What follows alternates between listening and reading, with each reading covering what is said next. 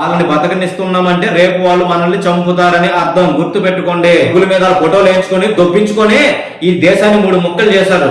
Car కొనుక్కుంటాను, రాజమండ్రి వెళ్ళే దారిలో ఒక సైట్ కొనేస్తాను, హైదరాబాద్ లో ఒక అపార్ట్మెంట్ కొనేస్తాను. ఈ లుచ్చా ప్లానింగ్ వదులుకోండి. హిందువులు అనేవారు ఉంటే ఎప్పుడైనా కొనుక్కోవచ్చు. జై శ్రీరామ్. మన పక్కనే ఉన్నటువంటి బంగ్లాదేశ్లో హిందువులని, హిందూ ఆడపిల్లలని చిన్న పెద్ద తేడా లేకుండా మానుబంధం చేస్తూ చంపుతూ ఉన్నారు. ఇదంతా కూడా చూసి ఎంజాయ్ చేస్తున్నటువంటి భారతదేశంలో ఉన్నటువంటి హిందువులందరికీ కూడా నా నమస్కారములు. అంటే ఇంకా మన దేశంలో జరగలేదు కదా, మన ఇంట్లో ఉన్న ఆడదే సేఫ్గా ఉంది కదా అని ఆనందిస్తున్నటువంటి ఈ హిందువులకి ప్రత్యేకమైనటువంటి నా నమస్కారములు. అయ్యా, మీరు ఎంత సన్నాసులో ప్రపంచానికి తెలుసు. చేతులారా ఆఫ్ఘనిస్తాన్ ఇచ్చారు, పాకిస్తాన్ ఇచ్చారు, బంగ్లాదేశ్ ఇచ్చారు. ఈరోజు మన భారతదేశంలోనే కొన్ని రాష్ట్రాల్లో హిందువులు కూడా దగ్గరుండి చంపిస్తున్నారు.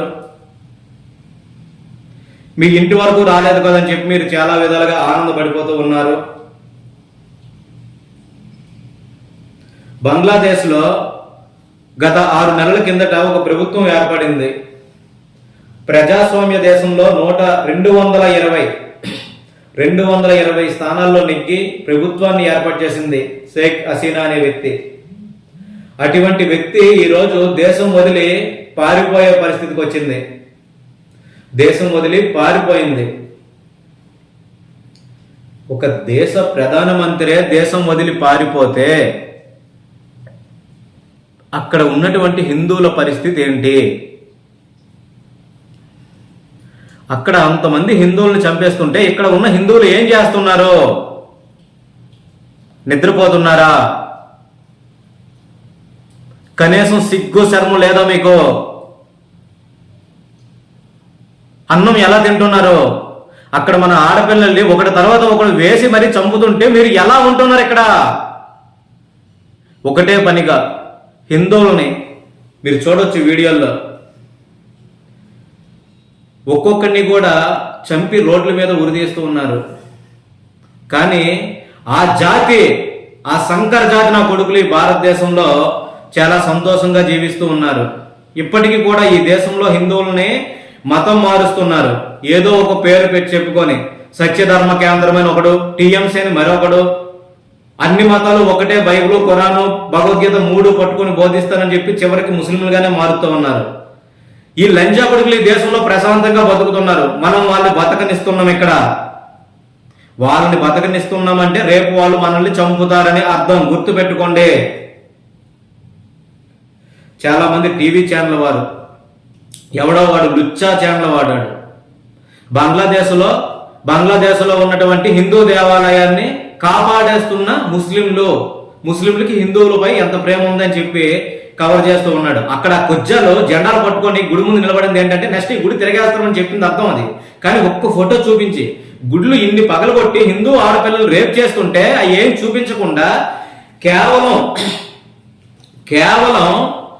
ఒక గుడి ముందు జెండా పట్టుకుని ఒకడు ఎవడో నిలబడి ఉంటే హిందూ దేవాలయాలని ముస్లింలు కాపాడుతున్నారు అని చెప్పి ట్రోల్ చేస్తూ ఉన్నాడు.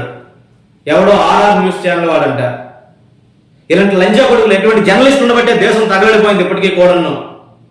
చాలా మంది ఈ లుచ్చా ఛానల్ వాళ్ళు అల్లాడికి ఎవరికో కడుపయి బాగు పుడతాడని టెన్షన్ పడిపోతుంటారు వీళ్ళు. కానీ ఒక దేశంలో ఒక జాతి అనాది కాలంగా ఈ దేశంలోనే బతుకుతున్నారు వాళ్ళు. పాకిస్తాన్ కావచ్చు, బంగ్లాదేశ్ కావచ్చు, ఆఫ్ఘనిస్తాన్ కావచ్చు, ఎవరిది అంతా కూడా హిందువుల గడ్డ ఇది. తెలుసో తెలియక కొంతమంది జాతి పెద్దలమని చెప్పుకునే కొంతమంది లుచ్చన కొడుకులు ఈ దేశాన్ని 3 ముక్కలు చేశారు. జాతి పెద్దలమని డబ్బుల మీద ఫోటోలు వేయించుకొని దొప్పించుకొని ఈ దేశాన్ని 3 ముక్కలు చేశారు.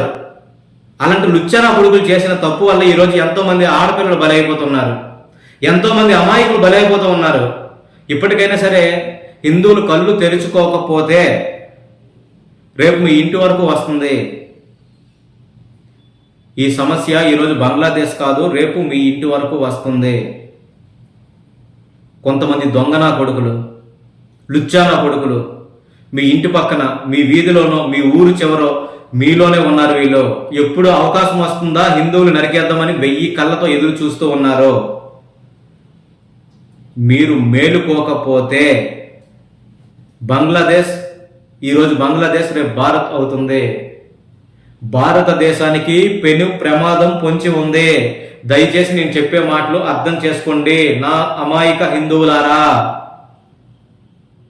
జాబ్ చేసుకుంటాను, 2 పిల్లలు కనేస్తాను, మంచి కారు కొనుక్కుంటాను, రాజమండ్రి వెళ్ళే దారిలో ఒక సైట్ కొనేస్తాను, హైదరాబాద్లో ఒక అపార్ట్మెంట్ కొనేస్తాను. ఈ లుచ్చ ప్లానింగ్ వదులుకోండి. హిందువులు అనేవాళ్ళు ఉంటే ఎప్పుడైనా కొనుక్కోవచ్చు. దయచేసి సంపాదన అనేది పక్కన పెట్టండి. మన దేశం బాగోవాలి, తర్వాత మనం ఏమైనా చేద్దాం. దయచేసి నన్ను అర్థం చేసుకుంటారని కోరుకుంటున్నాను. జై శ్రీరామ్.